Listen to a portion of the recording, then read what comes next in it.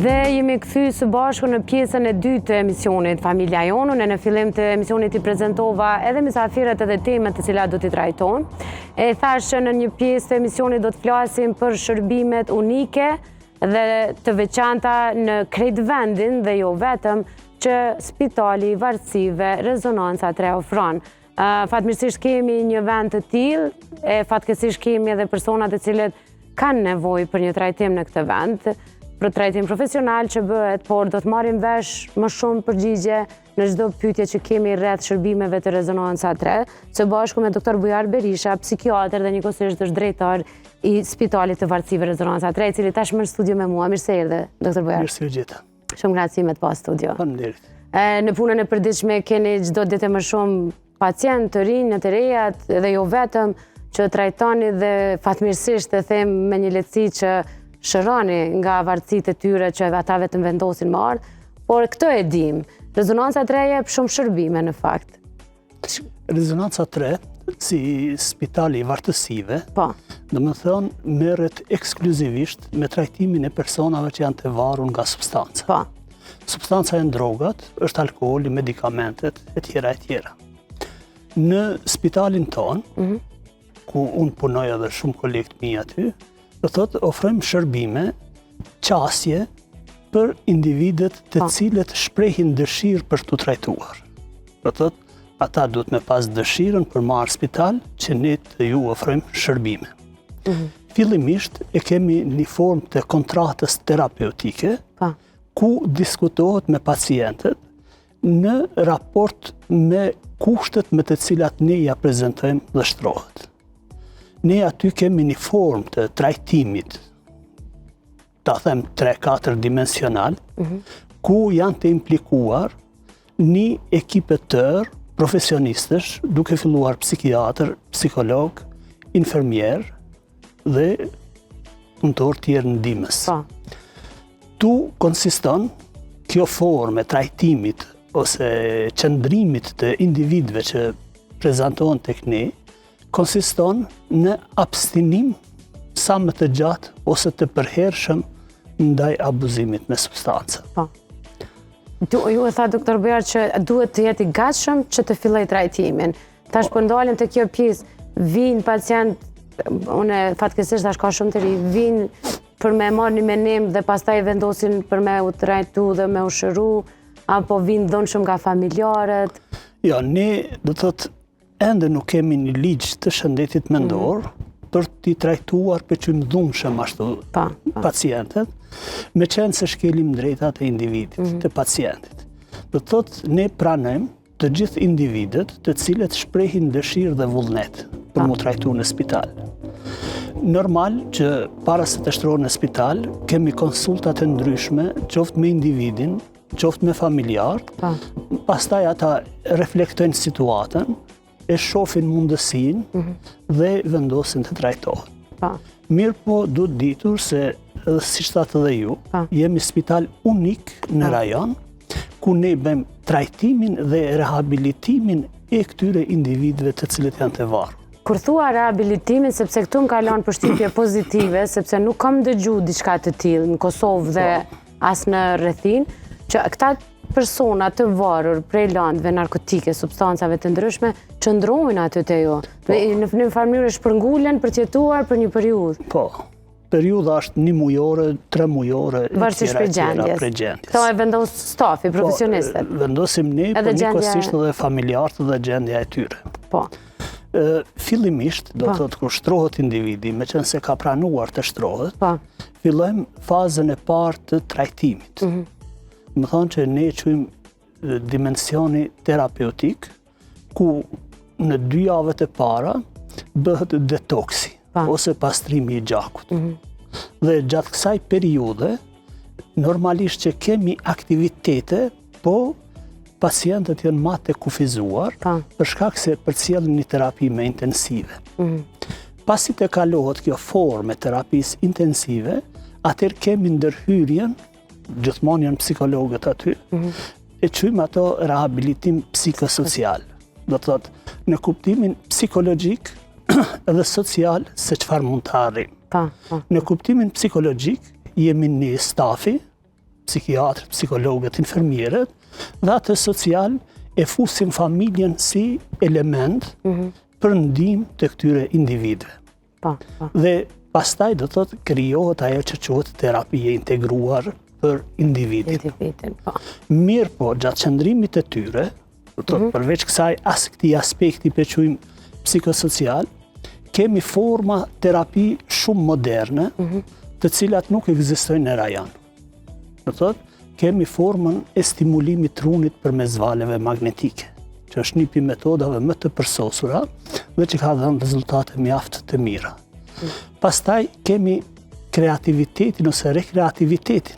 Do thotë, ju propozojmë pishinën, saunën, gjakuzin që i posedon spitali. Dhe kështu që ata në një farë forme, do thotë, edhe nuk bezdisen ta quaj ashtu vetëm duke na parë neve si ndihmës të tyre, po edhe ata futen mandej në program, edhe futen në reflektim ndaj vetit duke hyrë në aktivitete çdo ditë.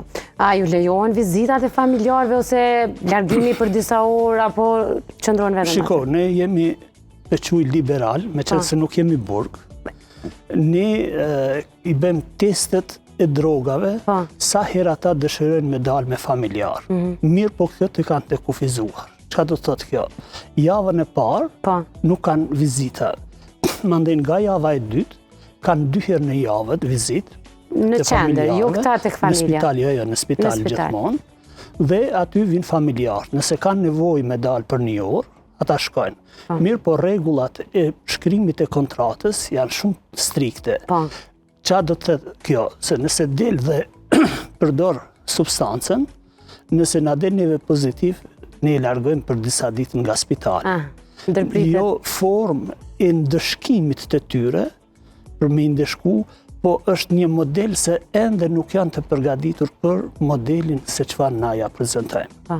Edhe pastaj, nuk na ka ndodhur asnjëherë, po nëse ndodh, do thotë ata reflektojnë, edhe rikthehen prapë, normal që e vazhdojnë, edhe mandej fillojmë, do thotë, ritrajtimin e tyre. Me siguri keni edhe një plan B për rastet pak më ekstreme, po e them që shkputjen e kanë pak më të vështirë dhe nevojen dhe krizat për nevoje si kanë më të shfaquna. Çka bëni në këtë raste gjatë kohës sa trajtohen? Ne nuk i marrim në përcjellje rastet, të gjitha rastet që nuk janë koshient për gjendjen e tyre, që nuk janë të vetëdijshëm në kuptimin psikologjik. Do të thotë, me faktin se nuk mund t'i menaxhojmë në mungesë të ligjit, jo në mungesë të stafit ose të personelit. E qartë. Më thonë, kjo është një kriter tjetër që... Në më thonë rastet kër janë të agjitimit si pasojë abstinencës e drogës, ne ata i trajtojmë në forma ambulatore ditore. Do të thotë, vini marrin shërbime tek ne për 3-4 orë, të gjitha shërbimet që duhet, mirë po rikthehen në shtëpi. Dhe nëse na del pozitiv, prapë shkëpusim kontratën terapeutike, i lëmë kohë individit të reflektoj mbi pasojat qoftë asaj që e ka marrë në raport me kontratën, në qoftë pasojat e cilat kam i pas në vazhdimsi. Doktor Bojar, që si e keni menduar, a është kapaciteti mjaftueshëm për rastet të cilat vinë, a keni staf të mjaftueshëm për sa raste? Po, e kemi të gjitha, dhe më thonë, stafin e kemi të mjaftueshëm, nga ana e pacientëve është shifër modeste, mirë po ka, për shkak se këtu ndërlidhen shumë faktorë. Do më thonë, njëri ndër ata faktorët është edhe aspekti i shtetnor, i jetesës e njerëzve krejt, mirë po pjesa më e madhe atyre të cilët janë të shtruar, arrin, do të thotë, në aspektin ekonomik ta përballojnë, me qenë se një pjesë e tyre na thënë edhe vetë, na më shumë harxojmë kur jemi jashtë për 1 muaj, se sa kur jemi brenda në spital. Po prapë se prapë keni mendu krejt opcionet për raste të tilla. Rezonanca 3 gjendet në magjistralen Prishtinë Feriza nga rruga e Vjetër. Edhe punon në çfarë orari? 24 orë. 24 orë është e hapur çdo ditë. Duhet vetëm për konsultime, domethënë ditët e javës, nga ora 8 deri në ora 15. Për konsultime, për shtrime, për pacientët aty, tanë kohën ka personel, ka mjek, infermierë të gjithë. Kështu që si informacion shumë i rëndësishëm është përveç që shërbimi 24 orësh për personat që janë duke u trajtuar, i kanë edhe kohën e konsultave dhe vizitave jashtë kësaj të trajtimit në spital. Do të thonë janë psikolog, psikiatër, staf social të cilët punojnë dhe janë aty për gjithë ata pacient që ka nevojë, sepse do të thonë domosdoshmërisht që janë vetëm tash duke u shkputur. Këtë menaxhimin psikosocial duhet ta mbajnë në vazhdimsi. Pas daljes nga spitali, ne ju propozojmë një përcjellje minimum 6 mujore. Dhe atë përcjellje e kemi shumë strikte, me qenë se sa herë vinë e bëjmë analizat. E shohim a ka marrë ajo. Analiza nuk është vetëm një formë e kontrollit, po e rritjes së motivimit dhe të disiplinës së njerëzve. Nga një herë, motivimi mund të nalshoj. Nuk po jemi tanë kohën.